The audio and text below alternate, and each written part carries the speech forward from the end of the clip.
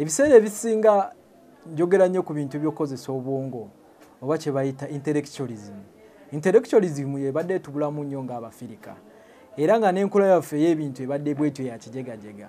Twateekawo puroguramu ng'eno okuyambako kwongera ku kumanyako n'okulaba nti ebintu bisobola okutambula bulungi nnyo bituyambe tube nga twejja mu bwavu. Nga bwe twalaba Sande ewedde twayogera ku bintu bingi naye ekyasinga okuba ekikulu ge mazzi. Nenkulaga nti amazzi makulu nnyo era amazzi amatuufu ge gagajjudde eminnyo nga galina minerals. Nenkulaga amayinja g'ekitagataago g'osobola osuula mu mazzi n'onywa n'oba mulamu ate n'ogoba asidi mu mubiri. Jjukira nkugamba nti Professor Otto Warburg yagamba nti ekitulwaza acidity. Bw'omuntu wayitiriza asidi omungi aba alwala. Nawe weegobeeko obulwadde obulamu bukunyumire ng'okozesa amazzi agali alkaline. Era mu mbeera y'emu sidi yaffe abaana baawumudde sidi yaffe ey'omusomo guli amakula the great sundowner ekyaliwo tosigalira mabega. Abasinga mwangamba nga ate olw'omukaaga tugenda kukyalira abaana ku ssomero ate abaana baffe tetusobola kujja olunaku lwa DVD katwabakoledde DVD twagireesa ate n'abaana bali mu holiday mubateeremu DVD eno balabe. Era nkugamba nti n'emboozi yaffe eri ey'Omukenkufu ate olw'okusatu luno yannyumidde emboozi y'Omukenkufu anti era twayogedde ku nsogasoga eno ne tulaba engeri gye tuyamba ku biwalaata engeri gye tuyamba ku nviiri ezikutukakutuka ku nvi. Omanye envi zifuuse envi. Abantu abasinga erinnya garlic tebalimanyi naye bamanyi kye bayita akatungulu Cumu. Katungulu Cumu kintu kikulu nnyo wano kubanga abasinga okutuleetera katungulu Cumu ono baali bayindi era ne tubakazaako abali ba katungulu Cumu nti kwe kyava nti baalyanga obutungulu kubanga kagaliki bw'omusimba afaanana nga katungulu naye nga Abaganda beewuunya akatungulu ako akakyuma kwe kwava erinnya katungulu Cumu. Akatungulu akakyuma katungulu Cumu. Kati katungulu Cumu abantu bangi bamulimye era abantu bangi bamukozesezza, abalala bamukyaye olw'empunya ye ate abalala bamwagadde olw'ebirungi by'abawadde kati ng'okubayamba ku birwadde bingi.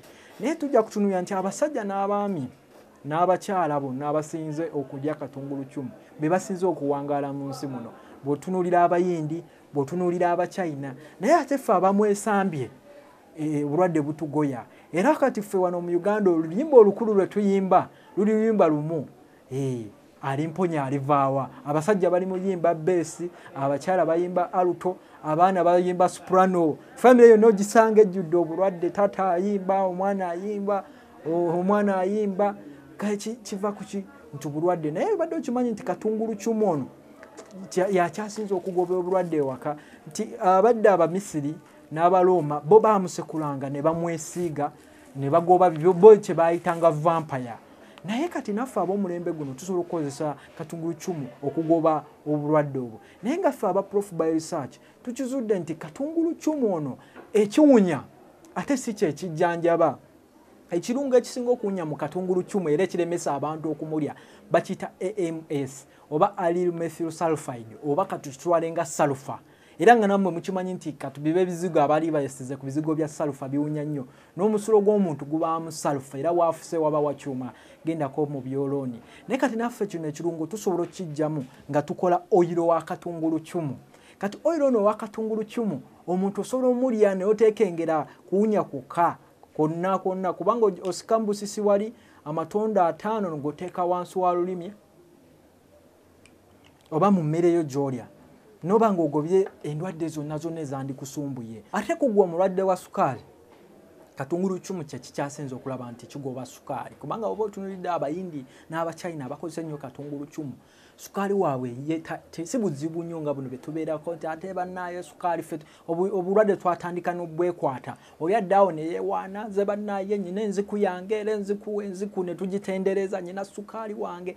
Kati embeera yonna osobola ogigoba ng'okozesa oyiro wa katungulu Cumu ate nga togenda kuwunyirira banno kuba katungulu Cumu obuzibu bw'alina oli ali fresh ono bw'omukozesa banno ojja bagoba afuuka lipeera nti mufo ky'okugoba ensiri zokka n'abanno abagoba ne kati okwewala embeera eyo osobola okukozesa butto wa katungulu kyumu. Ate gwe omukyala alina infections ze bayita vaginal infections, n'abakyala tegena n'afuna obulwadde, era nga bwe tugambye nti n'abakyala naye alina akayimba ke bannaaye infection zino alizimponya alivaawa. Alimponya alivaawa wa infections. Katungulu kyumu bw'omala okunaaba n'abakyala funa amatonda 5 ogateekayo gana garlic oil mu n'abakyala, infections zonna ojja kuba ozigobye. Bwe tuvaawo ne tugenda ku baana abalina ear infections, obwana obuto bukaaba ekiro ne bukusobera ng'amatu gabuluma, funa ono obutto wa katungulu kyumu omutonyeze ku lugalo lwo bwoti osiimuule mu matu oba ku kapamba, kubanga katungulu kyumu ali antibacterial ate ali antifungal, ate obuwuka bonna obwo buleeta infections. Era takoma bukomyawo oilo wa katungulu kyumu kutta buwuka bugoba infections, kutta obuwuka buleeta infections. Ayamba nnyo n'abantu bonna abalina embeera y'okulaba nga beerabiralabira. Era katungulu kyumu mulungi nnyo eri abo abaana abafuka ku buliri. Abaana abafuka ku buliri nabo bakusobera, bagenda ne bafuka omusulo ne gukyuma. Naye okugoba okukyuma okwo okozesa katungulu kyumu atakyuma nga yono butto wa katungulu kyumu. Jjukira nkugambye nti katungulu kyumu ono asigaza ekirungo kiri ekya lysine ekyeddagala, naye kiri ekiwunya kye bayita AMS oba sulfur. Oba okijjeemu kati omwana omuto oyo omuteeramu amatonda 5 mu mazzi ganywa, n'abanga bw'oteekamu n'anywa kabutta ku mazzi agabuguma. Ate bw'oba omugatiddeko omunnyo oguva mu mayinja g'ekitagata oba omuwonyeza okufuka ku buliri, kubanga amazzi ago gaba anywedde gaba gayingira bangu mu musaayi. Era butto wa garlic ono ayamba nnyo ku immunity boosting, aboostinga immunity, kubanga ekirungo kya lysine ye immune booster ekyasinze, nti lysine ekiri mu katungulu kyumu kikubisaamu emirundi 5 okukola antibiotics zonna z'omanye. Era kati kitegeeza gwalina enkoko zo ng'obadde oziwa tetracycline oba osolomuwa oziwa katungulu kyumu amatondo 20 mu lita 2 ne zeeyongera immunity ne ziba nga tezirwala era ne food poisoning oba ogiwonye. Katungulu kyumu era ajja kuyamba nnyo n'abaana abatassa bulungi, bano abalina amazzi mawuggwa, pneumonia, asthma, akolanga alina proteolytic enzymes ezisalaasala byonna bimyuka asoma abaana abafeekeera, abantu abalina amawuggwa agabaluma. Katungulu kyumu ajja kutuyamba. Era gwe omukyala ali awo nga bakugamba nti olidde nnyo n'ogaziwa oba omwami, katungulu kyumu ajja kukuyamba kusala weight. Omanye ebintu bya gym ze byansobera, omuntu agendayo kusala weight n'asala kilo 10 n'ali ebintu bya kilo nga 15, anti abaye amala okukajjuza bw'ate ate ne bamuwa kisoseji. Kati mu mbeera eyo tambula ne katungulu kyumu n'omubisi gwo mu ofiisi, oteekamu amatonda 5 mu kagiraasi n'oteekamu ekijiko ky'omubisi n'oyiwamu, ojja kusala weight naawe weewuunye. Obenga bakugambe gundi ng'ekintu kitabukidde, exercise ng'ogitabukidde, kumbe gwe totuuyana okozesezza katungulu kyumu oyo. Era katungulu kyumu oyo ajja kuba mulungi nnyo mu mbeera yaffe eri ey'okulaba nga ekyenda bakyoza n'ekibumba, kuba waliwo obulwadde bayita jaundice, omuntu n'afuuka wa yellow. Katungulu kyumu ayamba okwongera bayiro n'aba nga tasigala mu musaayi, kugamba ayozaamu bayiro omuntu n'otaba wa yellow kumyukirira okwo. Era naawe alina clots agamasavu g'emisuwa oba omusaayi okukwatakwata obukutubba obutolotole, katungulu kyumu ajja tuyamba. Katungulu kyumu ono mulungi nnyo era nga bwe nkugambye nti mwangu wa kulima, nti abasinga nga bw'olaba nti balemeddwa okulima katungulu kyumu. Tusobola omulima wano ensigo eno ey'Abachina, omanye Abachina bagezi, katungulu kyumu waabwe bamuteekamu ekirungo kya methyl bromide ekimwoza.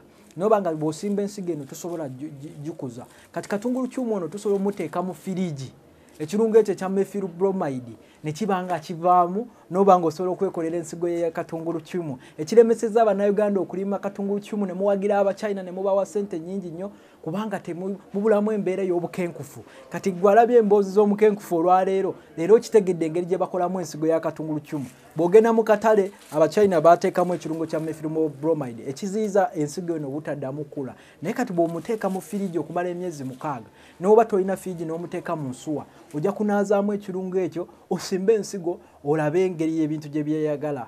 Osobola okukozesa butto wa garlic ono oba butto wa katungulu kyumu. Jjukira ye nkugambye nti ye teweetaaga na kweraliikira kukuunya, kuba talina oyinza okuteeka amatonda 5 mu kikopo kye eky'amazzi agabuguma n'ogattamu n'omubisi gw'enjuki naddala gw'ayagala okusala weight. Gwe w'emmere ali mu kulya essaawa zino, osobola okuteeka butto ono wa katungulu kyumu amatonda 5 mu nvaazo ate nga teweeraliikiridde kawoowo togenda kuwunyirira banno kubagoba ng'ate n'emmere yo gigaseko omutindo nti ogifudde eddagala anti bagamba emmere eddagala.